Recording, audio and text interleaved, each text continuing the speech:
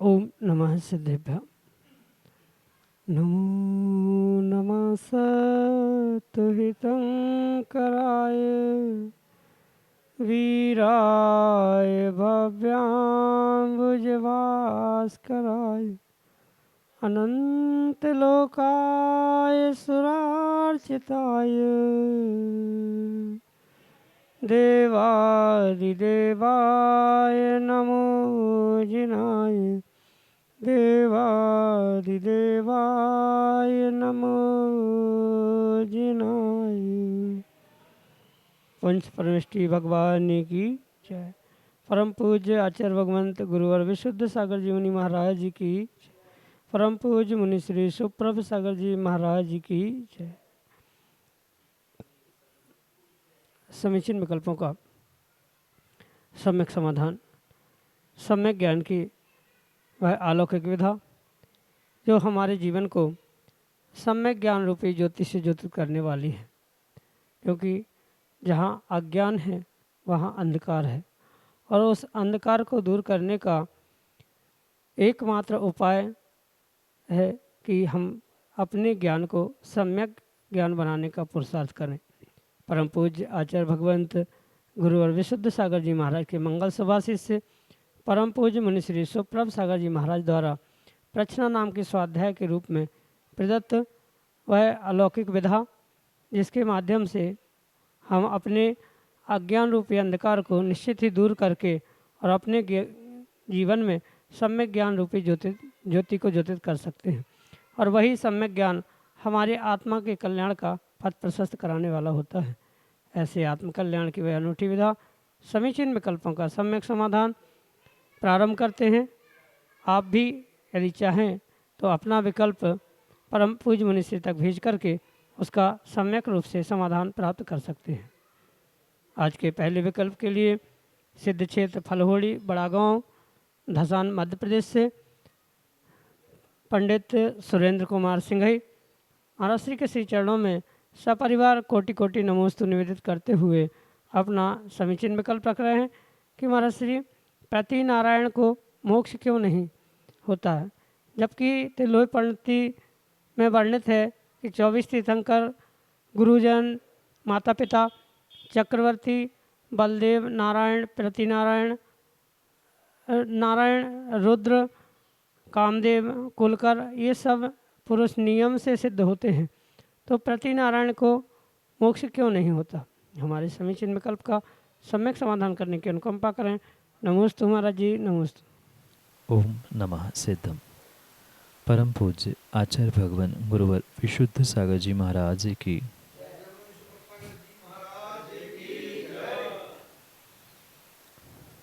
जो महापुरुष सलाका पुरुष आदि होते उनके निमित्त से जो मोक्ष गमन नरक गमन आदि आदि का जो प्रमाण है उसे बहुत विवेकपूर्वक समझने की आवश्यकता। जैसे नारायण चक्रवर्ती आदि के विषय में उनके उस पर्याय के बाद के गमन के विषय में प्रमाण प्राप्त होते, ऐसे ही प्रतिनारायण आदि के भी निमित्त से समझना होगा।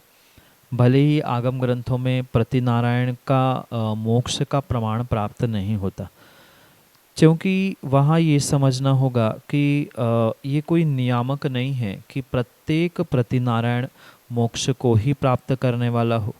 अगर वह मोक्ष का पुरुषार्थ करता है तो वह मोक्षगामी भी हो सकता है।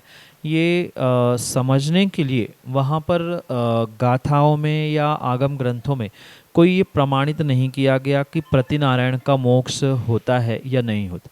ऐसा भी कई निषेधात्मक प्रमाण प्राप्त नहीं होता कि जहाँ लिखा है कि प्रतिनारायण का मोक्ष कभी होता ही नहीं है। ऐसा भी निषेधात्मक प्रमाण का अभाव होने के कारण से हम उसे सकारात्मक रूप से ही ग्रहण करेंगे तो वह बहुत अच्छा होगा। इसलिए ये ध्यान रखें कि प्रतिनारायण का मोक्ष होना नहीं होना ये कोई कंपलसरी नहीं है। जो जीव जैसा पुरुषार्थ करेगा वैसा वह फल प्राप्त करेगा।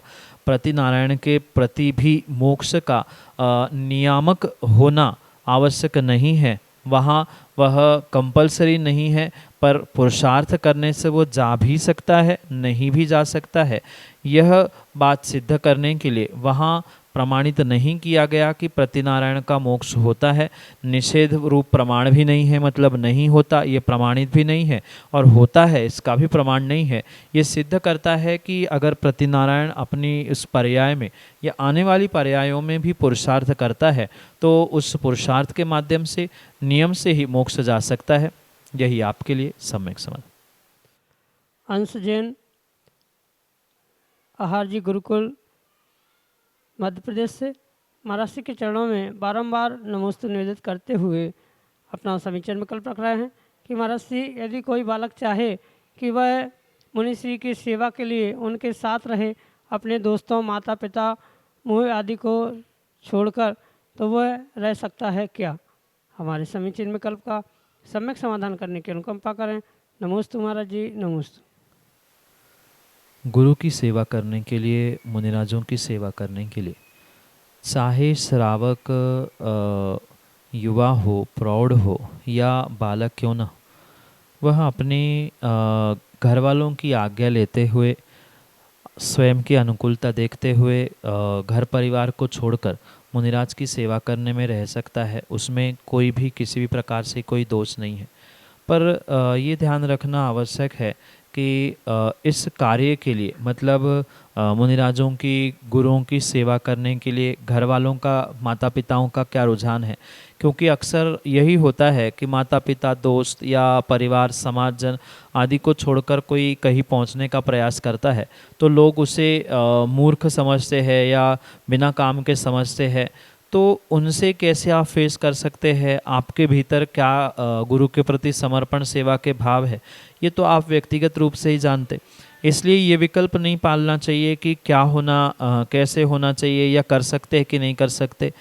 श्रावक किसी भी प्रकार से, किसी भी अवस्था में देवशास्त्र गुरु की सेवा कर सकता है, वैयावृत्ति कर सकता है, उनकी चर्या का परिपालन करने के लिए सहयोग कर सकता है।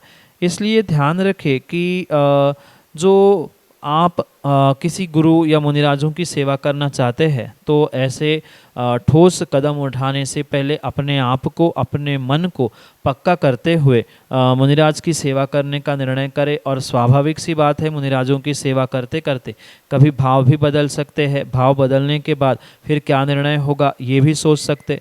माना कि पूर्ण रूप से घर परिवार छोड़कर 12 महीने आप सेवा नहीं कर पा रहे, तो जब जहाँ जैसा समय मिला, जितना समय मिला उतने समय, मतलब दिवाली की छुट्टियों हो या गर्मियों की छुट्टियाँ आदि छुट्टी के दिनों में 10-15 दिन, महीना मुनिराजों के पास आना जाना आदि आदि करते हुए आप अपने इन भावों को, घर वालों के परिणामों को संभालते हुए और विशेष कार्य कर सकते हैं। यही पुरुषार्थ करें कि जितना अधिक से अधिक समय आप प्राप्त कर सकते हैं उतना अधिक समय वर्तमान में दे, और आने वाले समय में हमें पक्का उनकी सेवा करने में, उनकी वैयावृत्ति करने में समय व्यतीत करना है। ये निर्णय करते हुए घर परिवार को और सबको, अपने आप को भी समझाने का प्रयास करें। यही आपके लिए सम्यक समझ। श्रीमती शोभा कासलीवाल, उज्जैन, मध्य प्रदेश से महाराज श्री के चरणों में बारंबार नमोस्तु करते हुए अपना प्रश्न कर रहे हैं कि महाराज श्री, हम सादा जीवन, धर्म ध्यान करते हुए यापन करते हैं, किंतु फिर भी पाप कर्म हमारा पीछा क्यों नहीं छोड़ते, उसके लिए हम क्या करें? हमारे समीचीन विकल्प का सम्यक समाधान करने की अनुकंपा करें। नमोस्तु महाराज जी, नमोस्तु। सादा जीवन जीना ये तो वास्तव में माँ बहुत अच्छी बात है, पर सादा जीवन, वर्तमान का धर्म ध्यान कितना ही श्रेष्ठ क्यों ना हो, पर जीव का पिछले पापों के निमित्त से, पिछले कर्मोदय के निमित्त से जीवन बदल जाए नहीं बदल जाए ये कोई अनिवार्य आवश्यक नहीं है। कहने का तात्पर्य ये है कि वर्तमान में जीव कितना ही धर्म ध्यान करे, सादा जीवन जिए, बहुत उच्च श्रेष्ठ परिणाम भी प्राप्त क्यों ना करे, पर ऐसे स्थिति में अगर उसके पिछली पर्यायों का, पिछले दिनों का तीव्र कर्म उदय में आ रहा है, पाप कर्म उदय में आ रहा है, तो स्वाभाविक सी बात है कि वह कितना ही वर्तमान में अच्छा करे उसके साथ अच्छा होना संभव ही नहीं है। तो अच्छा प्राप्त करने के लिए वर्तमान के अच्छे के साथ भूत का भी अच्छा होना आवश्यक था। तो भूत में जो किए हुए पाप हैं, पिछली पर्यायों में, पिछले दिनों में किए हुए जो पाप कर्म हैं, उनका उदय तो स्वाभाविक रूप से होता रहेगा, और जितना इसका उदय होता रहेगा उतना उतना आपका पाप और कर्म के उदय के कारण से जीवन भी अस्त व्यस्त होता हुआ देखने में आता रहेगा।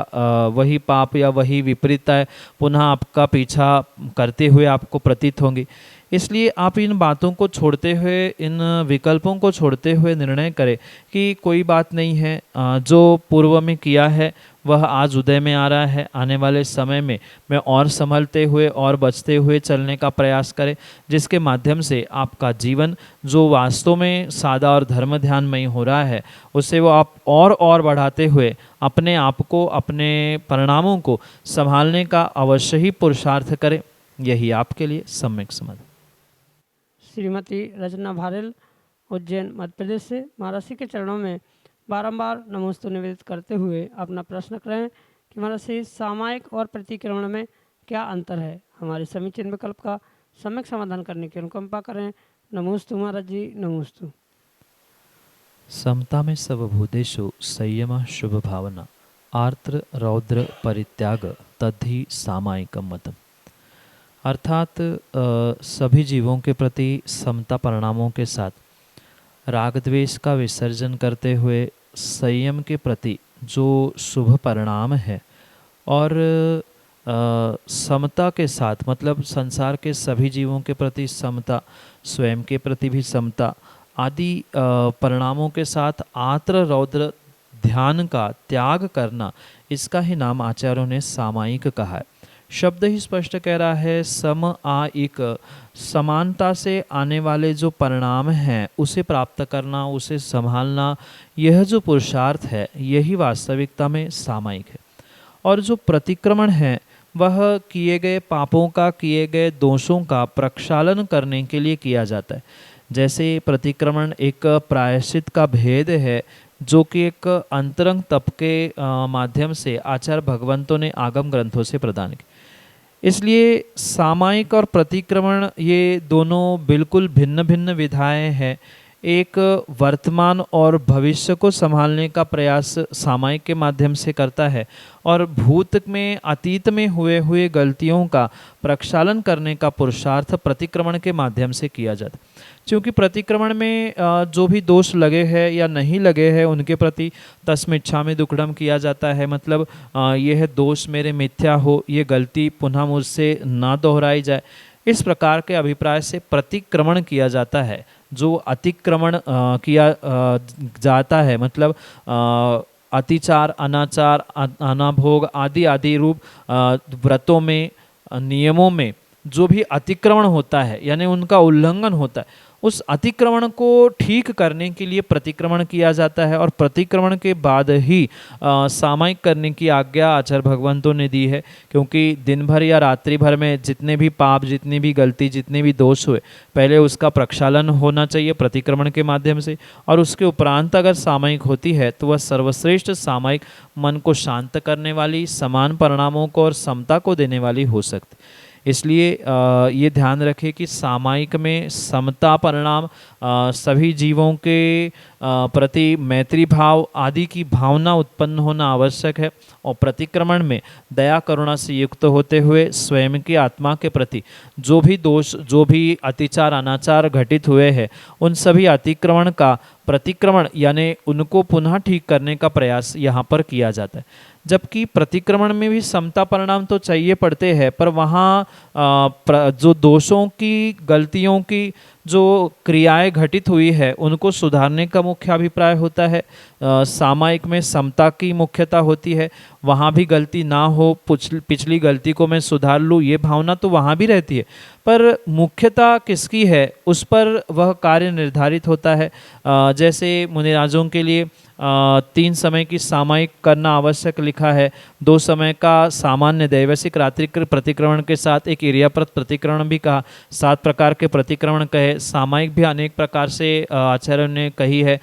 सामान्य श्रावक जो सामायिक करता है वो भिन्न सामायिक है। व्रती श्रावक की सामायिक प्रतिमा भी होती है, सामायिक उनका व्रत भी होता है, शिक्षा व्रत के रूप में भी सामायिक स्वीकार किया। मुनिराज जो प्रतिदिन देव वंदना करते हैं वह भी सामायिक है, सामायिक एक चारित्र भी है। तो नाना प्रकार से सामायिक की भी परिभाषा की जा सकती है। और प्रतिक्रमण तो उस अतिक्रमण को मिटाने के लिए द्रव्य प्रतिक्रमण, भाव प्रतिक्रमण, वार्षिक, दैवसिक आदि अनेक प्रकार से इनके भी भेद प्राप्त होते हैं। यही मुख्यतः से सामायिक और प्रतिक्रमण में आपके लिए सम्यक समाधान से इसी का जैन उज्जैन मध्य प्रदेश से महाराज श्री के चरणों में बारंबार नमोस्तु निवेदित करते हुए अपना समीचीन विकल्प रख रहे हैं कि महाराज श्री, जैसे कि आपने शिविर में दिखाया था कि अंजीर में बहुत सारे कीड़े होते हैं, तो अंजीर के अंदर ही कीड़े क्यों जाते हैं, दूसरे फलों के अंदर क्यों नहीं जाते? हमारे समीचीन विकल्प का सम्यक समाधान करने की अनुकंपा करें। नमोस्तु महाराज जी, नमोस्तु। जैसे अंजीर में बाहर से कीड़ा प्रवेश करते हुए अंदर अनेकानेक कीड़ों को उत्पन्न करने के लिए निमित्त बनता है, ऐसा प्रत्येक कीड़ों के अंदर, प्रत्येक फलों के अंदर कीड़ों को जाना आवश्यक अनिवार्य नहीं होता। कुछ सम्मूर्छन जीव होते हैं जो अपने आप से ही, मतलब योग्य जलवायु आदि प्राप्त करते हुए जन्म लेते हैं, मृत्यु को भी प्राप्त होते हैं। तो जो अनेकानेक फल है या अनेकानेक वनस्पति है, जैसे अनंत काय जिसे कहा जाता है, आलू प्याज जो ज़मीन के अंदर गड़ंत के रूप में प्राप्त होते, वहाँ कोई जीव पहुँचता नहीं है। वह स्थान ही ऐसा है कि वहाँ अपने आप से जीवों की उत्पत्ति वहाँ होती है और एक नहीं अपितु अनंत जीव एक साथ वहाँ जन्म मरण को प्राप्त करते, क्योंकि वह स्थान ही ऐसा है। इसलिए ये ध्यान दे कि जो इन जीवों को प्राप्त होने वाले फल आदि है, कुछ जैसे आम है या अन्य भी जो फल है, उसमें भी क्वचित कदाचित कभी जीव होते हैं। जैसे पानी गिरता है, आम के फलों में भी इल्लियाँ उत्पन्न होती है, तो पानी तो बाहर गिरा था, कोई इल्ली आम में बाहर से नहीं पहुंची थी, पर वहाँ का मौसम, वहाँ का द्रव्य क्षेत्र, काल आदि सब कुछ ऐसा प्रभावशाली होता है कि वह द्रव्य ही अपने आप कीड़ों को उत्पन्न करने के लिए योनिभूत या जन्म देने के स्थानभूत बन जाता है और वहाँ कीड़े, इल्लियाँ आदि आदि वहाँ उत्पन्न होती रहती। तो ये ध्यान रखें कि सब फलों की या सब वनस्पतियों की एक सी व्यवस्था नहीं होती। जैसे सभी मनुष्यों की एक सी व्यवस्था नहीं होती, अपने अपने व्यवस्था से एक परिवार, एक घर में भी रहने वाले अनेक नाना प्रकार के जीव होते। ऐसे ही ये नाना प्रकार की जो वनस्पति, उनके फूल, इनके फल जो है, उनमें भी इसी प्रकार से हमें समझना होगा कि उनकी जैसी जाति है वैसा ही उनका परिणमन है। किन्हीं फलों में बाहर से जीव पहुंचने से वहाँ जीव उत्पत्ति होती है, किन्हीं से बिना पहुँचे ही स्वयं में ही समूर्छन अवस्था रूप वह उत्पन्न होने, नष्ट होना आदि उनका कार्य है। तो इसमें कोई विकल्प नहीं है कि बाहर से क्यों गया, अंदर से क्यों आया था। ये तो जिसका जैसा स्वभाव है, जो जैसा फल पेड़ है, उसका जैसा परिणमन है, वैसा ही वह उस रिजल्ट को या उसके फल को प्राप्त होता है। यही आपके लिए सम्यक समाधान। राजेश जैन, नलखेड़ा आगर मध्य प्रदेश से अगले समीचीन विकल्प के लिए। पूज्य गुरुवर के श्री चरणों में त्रिकाल बार नमस्तु नमस्तु नमस्तु। पूज्य गुरुवर, मुझे एक प्रश्न पूछना था। वर्तमान समय में जो समाज में घटना घट रही है और जो भी हमारे आदर्श हैं, सभी द्वारा युवाओं को अहिंसक की ओर मार्ग बताया जाता है कि कैसा भी समय हो हमें अहिंसा पर अडिग रहना चाहिए। पर मैं ये पूछना चाहता हूँ, वर्तमान समय में कहीं ना कहीं हम अहिंसक के कारण हमारी युवा पीढ़ी को नपुंसक या कायर की ओर तो नहीं बढ़ा रहे हैं? कृपया मार्गदर्शन दें। नमस्तु भगवान, नमस्तु भगवान, नमस्तु भगवान। किसी भी प्रकार से अहिंसा को हम कायरता का रूप नहीं दे सकते। भले ही वर्तमान में जीव इस अहिंसा को पूर्ण रूप से नपुंसकता की ओर, कायरता की ओर ले जाने का प्रयास कर रहा है, पर आगम और मात्र जैनागम ही नहीं अपितु भारतीय दर्शन, भारतीय धर्मों के अनुसार एकमात्र सर्वश्रेष्ठ धर्म जीवों की रक्षा और अहिंसा है। और धर्म की रक्षा करने के लिए अगर हिंसा की जा रही है, किसी के प्राणों को लिया दिया जा रहा है, तो वह किस प्रकार से धर्म हो सकता है? धर्म की रक्षा भी धर्म से ही होनी चाहिए, ना कि अधर्म से होनी चाहिए। क्योंकि युवा अवस्था में व्यक्तियों का खून गर्म होता है, अवस्था का परिणमन ऐसा होता है, इसलिए जीव समझ नहीं पाता कि क्या करना चाहिए, क्या नहीं करना चाहिए। हिंसा से भी काम हो जाएगा या अहिंसा को कायरता, नपुंसकता स्वीकार करना, ये व्यक्ति की अपनी अपनी सोच है। भले ही माहौल कोई हो, वर्तमान की कोई भी परिणति, कोई भी कार्य क्यों ना हो, हर स्थान पर हमें आने वाली पीढ़ी को, युवा पीढ़ी को ये समझना होगा कि अहिंसा ही सर्वश्रेष्ठ धर्म है और अहिंसा से बहुत सारे कार्य किए जा सकते हैं। अपितु उस वास्तविक अहिंसा के स्वरूप को समझने की आवश्यकता है, क्योंकि अहिंसा किसी को भी कायर या नपुंसक बनाने का कार्य नहीं करती। जो व्यक्ति जितना श्रेष्ठ होता है वह उतनी क्षमा, उतनी अहिंसा प्राप्त करते हुए उतना उतना पापों से दूर होने का प्रयास करता। इसलिए आप भी ध्यान दें और सभी युवा पीढ़ी भी इस बात को ध्यान दे कि वर्तमान का माहौल, मतलब अन्य स्थानों में अन्य लोगों के अन्य धर्मों के अनुसार कोई कुछ भी कहे, कुछ भी करे, पर सत्य तो सत्य ही होता है। कोई किसी को कुछ कहने से किसी का रोल या किसी का स्वरूप बदलता नहीं है। ये ध्यान रखते हुए आप निर्णय करें कि अहिंसा सर्वश्रेष्ठ है, परम धर्म है। इसके अलावा इस संसार में कोई भी वास्तविक धर्म है ही नहीं है। इसलिए इस अहिंसा को ही हर जीव को प्राप्त करना होगा। नपुंसकता, कायरता ये कहने का विषय है, और जो अहिंसक है उनको उचकाने के लिए या उनको अनावश्यक रूप से भीतर से उद्वेलित करने के लिए कुछ वे गड़बड़ कर ले और फिर हम दिखा दे कि देखो अपने आप का अहिंसक कहने वाले, महावीर के वंशक करने वाले भी हिंसा करने के लिए तैयार हो गए, आदि आदि दोनों तरफ से बोलने वाले लोग होते हैं, अनेक प्रकार का माहौल होता है। तो आप इन सभी बातों का विकल्प छोड़ते हुए जो आगम में लिखा है, हमारे भी अन्य दर्शनों के भी अनेकानेक स्थानों में जो अहिंसा की महती भूमिका बनाई गई है, बताई गई है, उसे समझते हुए निर्णय करें कि अहिंसा सर्वश्रेष्ठ है, वह कायरता, नपुंसकता नहीं है। आने वाले समय में जो फल अहिंसक को मिलेगा वह हिंसक को तत्काल मिलने वाले फल से कई अधिक गुना श्रेष्ठ और लंबे समय तक प्राप्त होने वाला होने से अहिंसा ही श्रेष्ठ है। यही आपके लिए सम्यक समाधान।